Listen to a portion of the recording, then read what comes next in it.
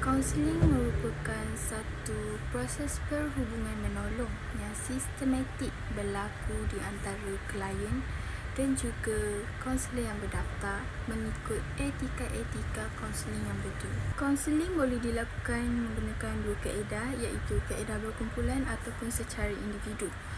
Kaedah ini digunakan mengikut masalah klien itu sendiri. Biasanya orang yang ikut individual counselling ni kerana dia nak simpan privasi dia nak menceritakan benda tu tapi dia tak nak orang tahu. So benda yang dia buat, dia jumpa dengan kaunselor. So kalau untuk yang berkumpulan ni, lebih kepada orang yang tak nak rasa diri dia seorang je yang rasa benda tu.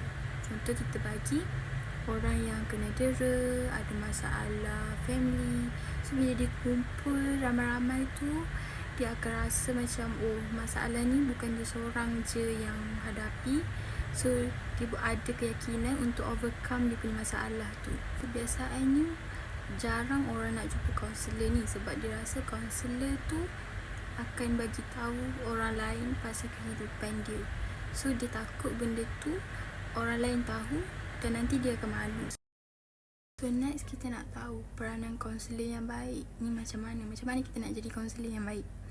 So first ialah kita perlu menerima sahaja sesiapa untuk menjadi klien kita. Tak kisahlah dia ni kaya ke, muda ke, masalah dia ni kecil ke, masalah dia besar ni, kita kena menerima sahaja. Kita perlu mendengar dan perlu sentiasa bersedia untuk memberi perkhidmatan kepadanya. So maknanya contoh, kita sebagai kaunselor ni tak boleh menganggap sekecil-kecil perasaan klien tu benda remeh. Walaupun kecil, rasa macam tak berguna sikit je orang rasa tu, kaunselor ni kena alert dengan benda tu. Walaupun dia kata dia ni rasa sedih, rasa sakit hati, terasa hati, kaunselor ni perlu sentiasa alert dengan dia punya perasaan. So next ialah sebagai kaunselor ni, kita tak boleh nak judge mental klien kita.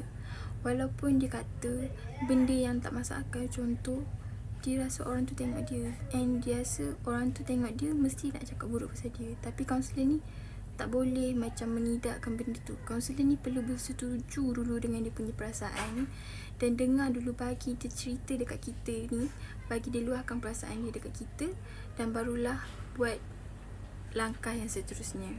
So next ialah kaunselor ni perlulah sentiasa tahu tentang isu-isu semasa. Kena tahu, ambil tahu. Sebab kadang-kadang kita punya klien ni bukannya daripada budak-budak je, ada daripada orang tua, ada daripada orang muda. So bila dia up to date ni, kadang-kadang dia dapat tahu apa masalah dan punca yang berlaku pada masalah klien dia tu. So bila dia tahu benda tu, dia tahu macam mana nak overcome masalah klien dia tu dengan baik, dan tahu bagaimana nak bagi maklum balas tu dekat klien. Sebagai kaunselor yang baik ni juga, dia tak boleh cerita masalah klien dia tu dekat kawan dia ke, dekat klien dia yang lain ke, tak boleh. So kaunselor ni perlu simpan privasi klien dia. Walhal nama pun dia tak boleh nak bagi tahu dekat orang lain. So kalau dia nak share story ke apa benda ke, dia tak boleh nak bagi detail klien dia tu pada orang yang dia nak bagi contoh tu.